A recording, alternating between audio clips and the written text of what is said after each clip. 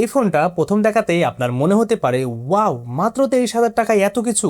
Premium looking design, AMOLED display, 7000 mAh battery, IP69 pro rating, in display fingerprint, সবকিছু যেন এক প্যাকেজে। কিন্তু ভাই, আসল প্রশ্ন হচ্ছে এত কিছু একসঙ্গে দেওয়া মানেই কি ফোনটি পারফেক্ট, নাকি কোথাও না কোথাও কম্প্রোমাইজ আছে? আজকের ভিডিওতে আমরা সে বিষয়টি খুঁজে বের করার চেষ্টা করব। আসসালামু আলাইকুম, কি অবস্থা সবার? আমি মেহবুব আহমেদ থাকছি আপনাদের সাথে।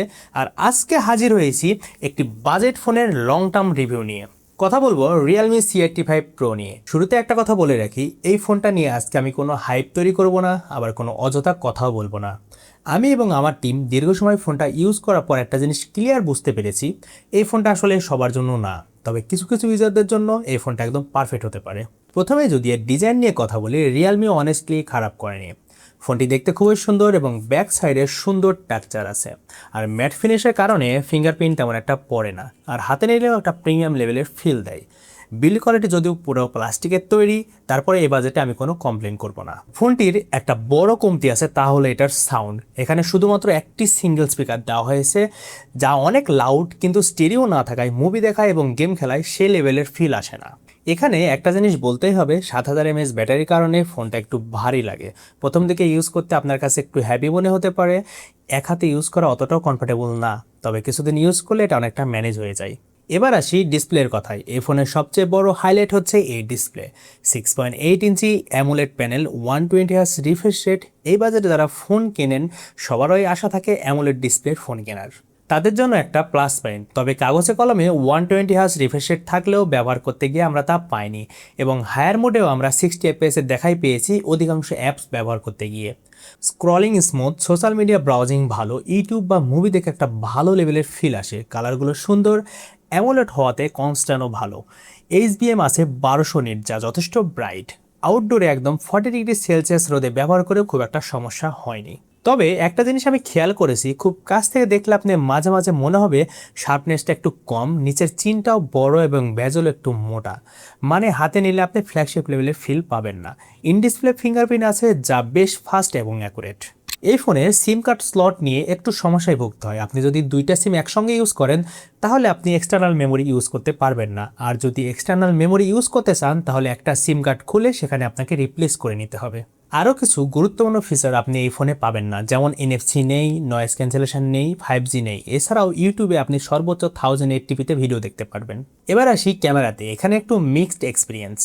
ব্যাক সাইড দেখে আপনি যদি 3টা ক্যামেরা মনে করেন তাহলে একটু শকড হবেন, কারণ শুধু উপরেরটাই ক্যামেরা 50 মেগাপিক্সেল শুটার, নিচের দুইটার মধ্যে একটা হচ্ছে ফ্লিকার সেন্সর আর একটা হচ্ছে আয়ার ব্লাস্টার।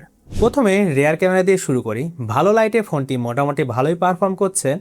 ফেসে ডিটেলস ঠিকঠাক রাখার চেষ্টা করছে, স্ক্রিন টোনও খুব একটা অস্বাভাবিক না, ন্যাচারাল রাখার চেষ্টা করছে। তবে ভাই, একটু কাছে থেকে দেখলে বুঝবেন শার্পনেসটা তেমন একটা বেশি না। ফেসের ছোট ছোট ডিটেল বা টেক্সচারগুলো একটু সফট হয়ে গেছে। আর পোর্ট্রেট ছবিগুলো নিয়ে আপনি যথেষ্ট সন্তুষ্ট থাকবেন, কারণ পোর্ট্রেট শটে কালারগুলো ভালোই থাকে, না বেশি স্যাচুরেট না একদম ফ্ল্যাট। ব্রাইটনেসও ঠিকঠাক, তবে মাঝে মাঝে হাইলাইট একটু বেশি হয়ে যায়, আর কিছু কিছু জায়গায় ব্যাকগ্রাউন্ড ব্লার একটু বেশি সফট মনে হয়। এবং এজ ডিটেকশন আরও নিখুঁত হলে ছবির আউটপুট আরও ভালো হতে পারত।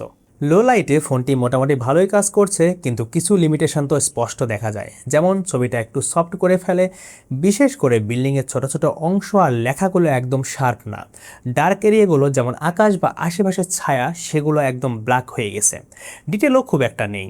লাইট সোর্স ঠিকঠাক ক্যাপচার করছে, কিন্তু কিছু জায়গায় হালকা ওভার এক্সপোজড ফিল আসে, আর পুরো ছবিতে হালকা গ্রেন বা নয়েজও লক্ষ্য করা যায়। সব মিলিয়ে বললে লো লাইটে ইউজেবল ছবি পাওয়া যায়, কিন্তু শার্পনেস আর ডিটেলসের জায়গায় একটু কমতি আছে। সেলফি ক্যামেরার ক্ষেত্রে ফেসকে একটু বেশি স্মুথ করে ফেলে, মানে স্ক্রিনটা ক্লিন দেখায় কিন্তু ন্যাচারাল ডিটেল কিছুটা কমে যায়। কালার টোন ভালোই আছে, ব্রাইটনেসও ঠিকঠাক, কিন্তু ব্যাকগ্রাউন্ডে একটু ওভার এক্সপোজড ফিল আসে। আর সবচেয়ে বড় দুর্বলতা হলো এই ফোনে আল্ট্রা ওয়াইড ক্যামেরা নেই, ভিডিওতে 4K নেই, স্টেবিলাইজেশন নেই। সর্বোচ্চ 1080p 30fps ভিডিও করতে পারবেন, আর ভিডিও কোয়ালিটি আপনারাই দেখে নিন। এখন যে ভিডিওটি দেখতে পাচ্ছেন এটি রিয়েলমি C85 প্রো ফোনের ফ্রন্ট ক্যামেরার ভিডিও। পার্সোনালি আমার কাছে ভিডিও কোয়ালিটি চলনসই মনে হয়নি। এটা অনেস্টলি এই দামে একটু হতাশজনক। সোজা কথা বললে নর্মাল ছবি তোলার জন্য ঠিক আছে, কিন্তু যারা ক্যামেরা দিয়ে সিরিয়াস তাদের জন্য এই ফোন না। এবার আসি পারফরমেন্সে। এখানে দিয়েছে স্ন্যাপড্রাগন 685।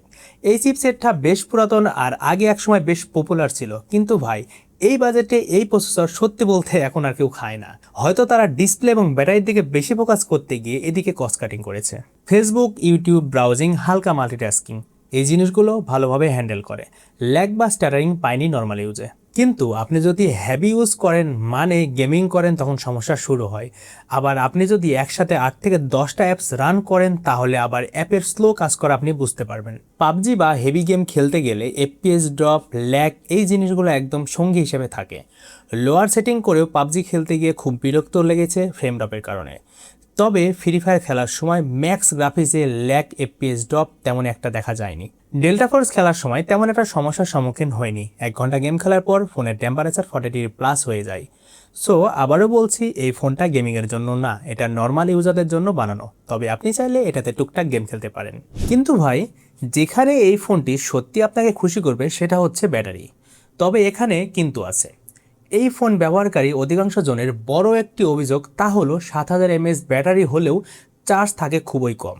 কিন্তু আমাদের অভিজ্ঞতা একটু আলাদা হয়েছে।